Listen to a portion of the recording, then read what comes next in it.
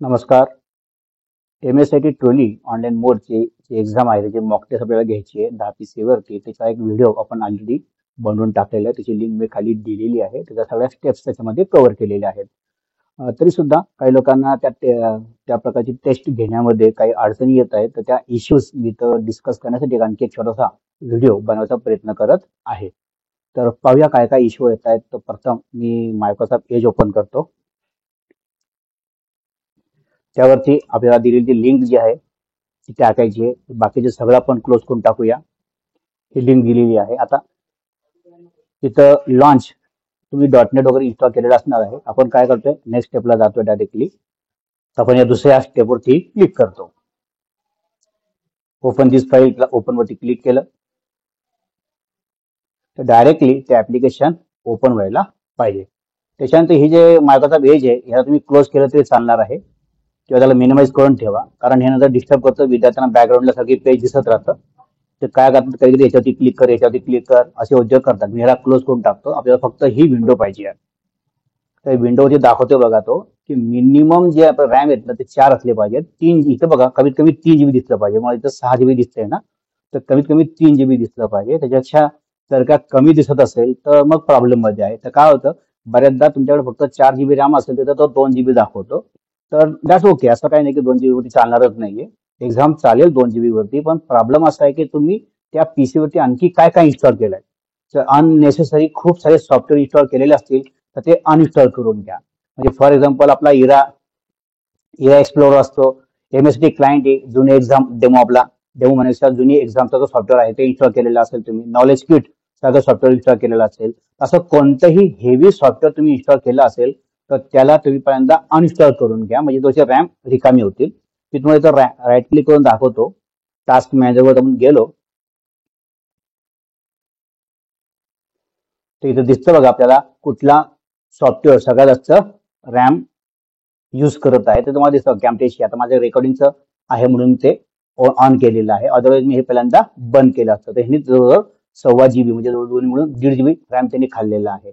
तर आता बाकीचे सॉफ्टवेअर सगळे माझे बंद आहेत म्हणून त्यांनी काही त्याला दाखवलेलं नाही इथं. पण बऱ्याचदा काय होतं, बॅकग्राऊंडला किंवा तुम्ही काहीतरी सॉफ्टवेअर इन्स्टॉल केलेले असतात तर ते सॉफ्टवेअर खूप जास्त रॅम घेत असतील तर तुम्हाला एक्झाम स्लोचा इश्यू येऊ शकतो. तर हे एक आहे. दुसरी गोष्ट अशी, आता इथं रॅमचा प्रॉब्लेम सॉल्व्ह झाला. बऱ्याच लोकांना विंडोज इथं नॉट फाउंड दाखवतो, विंडोज 10 नॉट फाउंड दाखवतं. आता विंडोज 10 वरती तुम्ही इन्स्टॉल केलेलं आहे आणि विंडोज 10च त्याला सापडत नसेल तर पुढचं काही त्याला सापडणार नाही. मग अशा केसमध्ये काय चेक करायचं, तर आपण स्टार्ट बटनवरती क्लिक केलेलं आहे, सेटिंग वरती गेलेलो आहे आपण, त्यामध्ये सिस्टीम वरती गेलो. सर्वात खाली बघा अबाउट आहे. इथं चेक करा तुम्ही तुमचं विंडोचं व्हर्जन कोणतं आहे. 22H2 दिसतंय का तुम्हाला. तर 22H2 दिसत असेल तर मग तुमचं व्हर्जन जे आहे ते लेटेस्ट आहे. नसेल तर तुम्हाला अपडेट मारणं गरजेचं आहे, नाहीतर न्यू विंडोज 10 इन्स्टॉलेशन करणं गरजेचं आहे. तर हा एक इश्यू बऱ्याच लोकांना येतोय असं मी नोटीस केलेलं आहे. आणखी काय इश्यू येतोय, तर डिस्प्ले होत नाही. काही क्वेश्चन्स डिस्प्ले होत नाही. मी असं पाहिलं काही लोकांचं म्हणणं असं होतं की क्वेश्चन डिस्प्ले होत नाही, म्हणजे थेअरी प्रॅक्टिकल चालतं व्यवस्थित तर थेअरी दिसत नाही. किंवा कधी कधी काय होतं, प्रॅक्टिकलचे जे विंडो आहे अतिशय लहान ओपन होते. तर हे सगळं कशामुळे होतंय, तर तो डिस्प्ले सेटिंग जे आहे ते तुम्ही मॅक्झिमम ठेवणं गरजेचं आहे. मिनिमम 1280 हे आहे. 1280 768 असं त्यांनी दिलेलं आहे आपल्याला. ते सॉफ्टवेअर दिले त्याच्यात उल्लेख केलेला आहे. पण त्याच्यापेक्षा जास्त असेल तर चालेल, पण त्याच्या कमी असेल तर चालणार नाही. आणखी एक गोष्ट आहे, बऱ्याचदा मधूनच परीक्षा बंद होणे किंवा मधूनच एक्झिट होणं किंवा एंड होणं, त्याचं कारण असं असू शकेल.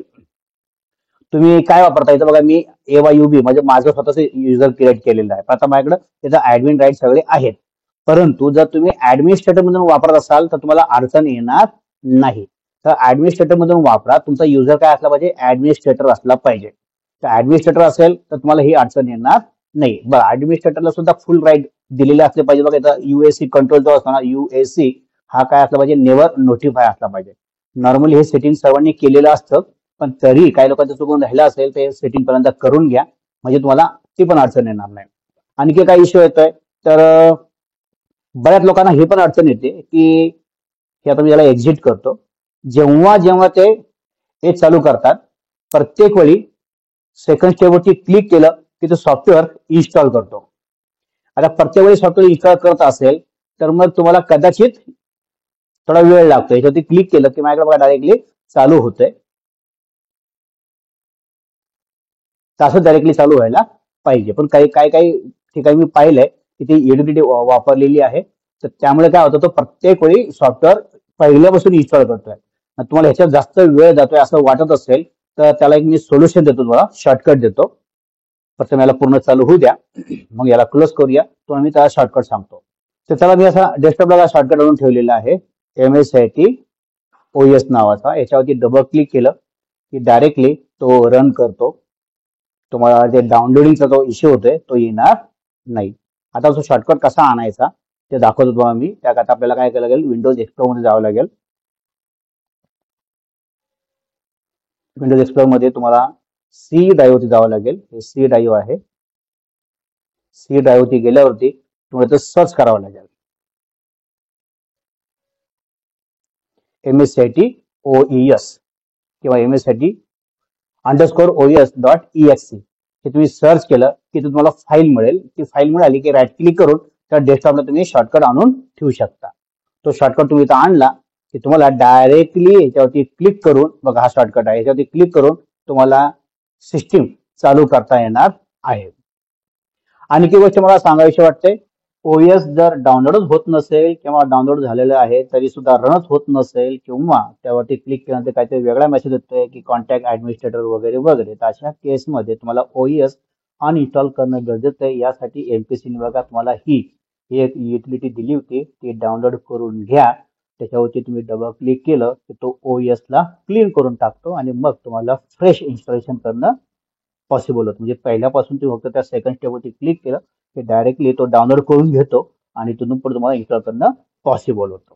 बऱ्याच लोकांना हा प्रश्न पडलाय की 10च्या 10 पीस होती एकदम होत नाही. तर पहिली स्टेप अशी आहे की तुम्ही काय केलं पाहिजे, एक एक पीसी तयार करून घ्या. तुमच्याकडे 10 ते 12 पीसी जे काय तुमच्याकडे पीसी असतील त्या सगळ्या पीसीवरती व्यवस्थित इन्स्टॉल करून घ्या. कुठल्या पीसीवरती व्यवस्थित चालते ते चेक करा. ज्या पीसीवरती व्यवस्थित चालत नाही त्याचा विचार नंतर करू किंवा त्याला फॉर्मॅट करणं किंवा रिइन्स्टॉलेशन करणं हा प्रयोग करता येईल. पण ज्या पीसीवरती व्यवस्थित चालतंय असे 10 पीसी सलग तुमच्याकडे रेडी आहेत का ते चेक करा. प्रत्येक पीसीवरती एकदा तुम्ही टेस्ट दिलेली आहे आणि मग तुमच्या लक्षात आलं की सगळ्या पीसीवरती आपण टेस्ट केलेलं आहे, व्यवस्थित चालतंय, मग आपण मॉक टेस्ट देणार आहोत. आता सर्व पीसी एक साथ चालू करा, सर्व पीसीवरती व्यवस्थित लॉग इन करा आणि प्रत्येक पीसीवरती आपल्याला मॉक टेस्ट कम्प्लीट करायची आहे. आणि मॉक टेस्ट पूर्ण झाल्यानंतर एंड पर्यंत जात आहे का ते, आणि जर ते एंड पर्यंत गेलं तर याचा अर्थ तुमचे 10च्या 10 पीसीवरती मॉक टेस्ट झालेली आहे. आणि मग अशा केसला आपण म्हणणार आहोत की मॉक टेस्ट तुमची कम्प्लीट झालेली आहे. तो रिपोर्ट LLC ला पोहोचतो. LLC तुम्हाला पाठवलंच की तुमचे किती पीसी झालेले आहेत.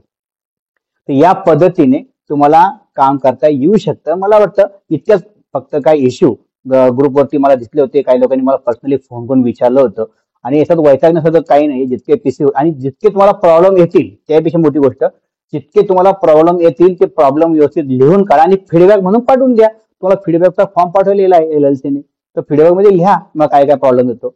मी अगदी MSBT पण फोन केला होता तर त्यांनी मला सांगितलं की असा इश्यू याचं कारण काय आहे, तर तुमच्याकडे इंटरनेटची कनेक्टिव्हिटी ही स्टेबल नसेल. जर का इंटरनेट तुमचं बँडविड्थ सारखं लो आणि हाय होत असेल तर तुम्हाला असे प्रॉब्लेम येणार आहेत. आपल्याला स्टेबल कनेक्टिव्हिटी कशी मिळणार आहे, तर ते बघा तुम्ही. आता माझ्याकडे एका सेंटरला इंटरनेटला वारंवार ते लूप होत होतं, तर मी थोडं प्रॉब्लेम सॉल्व्ह करून घेतला. मी राउटर जो आहे त्याला रिसेट करून घेतलं, तर ते आता ते स्टेबल झालेलं आहे.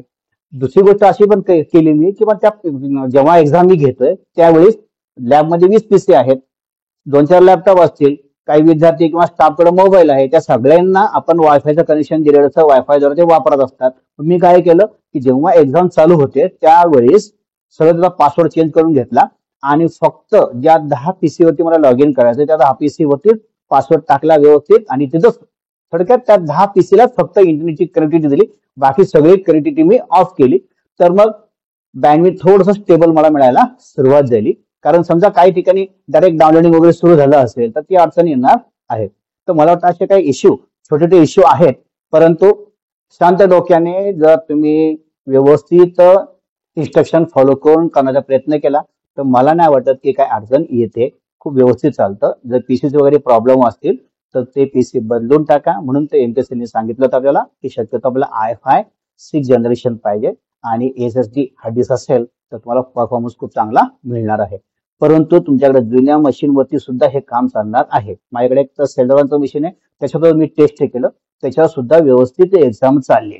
फक्त त्याला रॅम आम्ही 8 GB टाकल्या होत्या. तर थोडक्यात मला हे सांगायचं आहे की अगदी आता लगेच मशीन बदलल्या पाहिजे असं काही नाहीये. फक्त त्या PC वरती बाकी काहीही सॉफ्टवेअर इन्स्टॉल केलेलं नव्हतं. फक्त MS Office टाकलेलं होतं आणि विंडोज 10 आणि बाकी काही लागणार नाही याची काळजी घेतली मी.